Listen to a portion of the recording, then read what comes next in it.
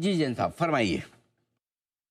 Thank you sir, thank you Anil ji, and thank you जो सज्जन ने अप्रिशिएट किया था। सर्टेनली काफी under research, undiscovered, unsung heroes के ऊपर बात करते हैं, एंड कोशिश रहती है कि अच्छे से अच्छे स्टॉक लाए। कई एक्सीडेंट्स भी हुए, ऐसा नहीं कि एक्सीडेंट्स नहीं हुए, और कईयों में अब इन दिनों में लोगों को पेन भी बहुत हो रहा है क्योंकि स्मॉल कैप्स, मिड कैप्स सब परफॉर्म नहीं कर रहे हैं। बट मैं एक बात कहूं कि पिछले अगर 2011-12 से बहुत ही कीनली रिसर्च दे रहे हैं और मार्केट्स देख रहे हैं, तो हर बार ऐसा आता है कि 2-2.5 साल ऐसा लल हो जाता है कि स्मॉल कैप मिड कैप को कोई पूछता नहीं है।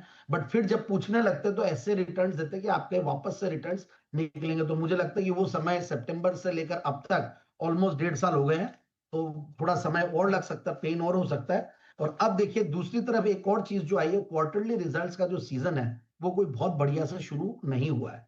मतलब इनफैक्ट और पेन भी हो गया, फिर ग्रीनलैंड ने पूरी दुनिया को रेडलैंड बना दिया है, तो वो एक माहौल बना हुआ ही है। बट ओवरऑल मुझे लगता है कि स्टॉक्स वही लाएंगे इन दिनों में, कोशिश यही करेंगे जहां पे क्वार्टरली रिजल्ट्स अच्छे आ रहे हो, क्वार्टरली रिजल्ट्स निकल जाए तो एटलीस्ट एक रिस्क खत्म हो जाती है। और उसी तर्ज पे मैं एक स्टॉक लाया हूं, और आज फार्मा स्टॉक्स चल भी रहे हैं। और सेनोरस फार्मा लिमिटेड, सेनोरस फार्मास्यूटिकल्स लिमिटेड एक बेहतरीन कंपनी है, इनफैक्ट जिसके आईपीओ को जबरदस्त सब्सक्रिप्शन मिला था, दैट्स द बेस्ट पार्ट। और दिसंबर 20 तारीख 2024 से लेकर 24 दिसंबर 2024 तक का ये आईपीओ था, और मतलब अच्छा खासा करीब 100 गुना के लगभग ये सब्सक्राइब हुआ था।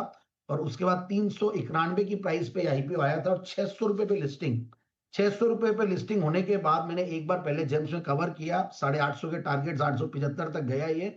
फिर वहां से वापस से हमें जब करेक्टेड लेवल्स में मिलता है, और उसके बाद अगर तोड़ फोड़ अच्छे रिजल्ट आते हैं, so that really gives a good sense of security कि भाई ठीक है, एक बार इसमें एंट्री ली जा सकती है। बाद में अगर नीचे आता है तो देखेंगे। बट ओवरऑल एक इंपॉर्टेंट चीज ये है कि अच्छे क्वार्टरली रिजल्ट हो, जहां पे ग्रोथ ऐसी एक्स्ट्रा ऑर्डिनरी, में पहले बता देता हूँ क्वार्टरली रिजल्ट्स को। मतलब आप ये देखिए कि पिछले दिसंबर में 16 करोड़ का पैट था, और इस दिसंबर में 34 करोड़ का पैट। मैं सितंबर टू सितंबर पिछली बार जब दिया था तो सितंबर टू सितंबर किया, तब 13 करोड़ के पैट के सामने 30 करोड़ का पैट, यानी कि कंसिस्टेंसी अब जबरदस्त आ रही है, क्योंकि कंपनी ने जो भी एक्शंस पास्ट में लिए वो बहुत जबरदस्त है। ठीक है, रेगुलेटेड मार्केट्स में भी अच्छा खासा बिजनेस ये लोग सीडीएमओ सीएमओ बिजनेस मॉडल के तहत करते हैं। फिर इनका प्रोडक्ट पोर्टफोलियो अच्छा खासा है, कुछ affordable and high quality complex generics बनाते हैं, और काफी सारे अप्रूवल्स इनको मिले हुए हैं। एपीआई बिजनेस में भी, इमर्जिंग मार्केट्स में भी अच्छा खासा इनका मार्केटिंग है, और ओवरऑल ब्रांडेड जेनेरिक्स में भी है, और एटलांटा, अहमदाबाद, ये सारी फैसिलिटीज है।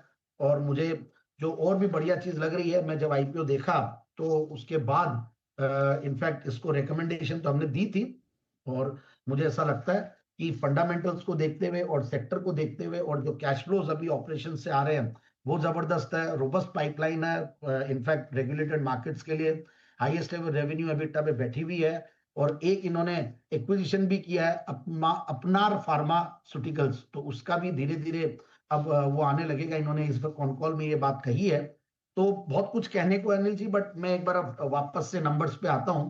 तो मुझे लगता है कि जिस तरीके से पिछले 3 साल में कंपनी ने ग्रो किया है, 204% की ग्रोथ सेल्स में आई है, और 290% की प्रॉफिट की क्या कर रही है पिछले 3 साल की। But that may not mean that आगे भी ऐसे कंटिन्यू रहेगी। तो इसलिए पैग रेशियो भी काफी कम आ रहा है, ईवी बाई इबिटा पे भी सस्ता लगता है मुझे। एंड ओवरऑल मोटर्स की अच्छी खासी शेयर होल्डिंग के अलावा एफआईआईज डीआईज भी पूरा भरोसा रखते हैं, जो कि मुझे लगता है कि 12% के लगभग है, और बहुत सारे रिनाउंड इन्वेस्टर्स भी इस पब्लिक शेयर होल्डिंग में भी नाम दिखता है। तो आई फील कि इस लेवल पे स्टॉक को लिया जा सकता है अगेन। एंड थोड़ा सा यही है कि समय देना पड़ेगा, और 870 890 के टारगेट्स के लिए स्टॉक को ले।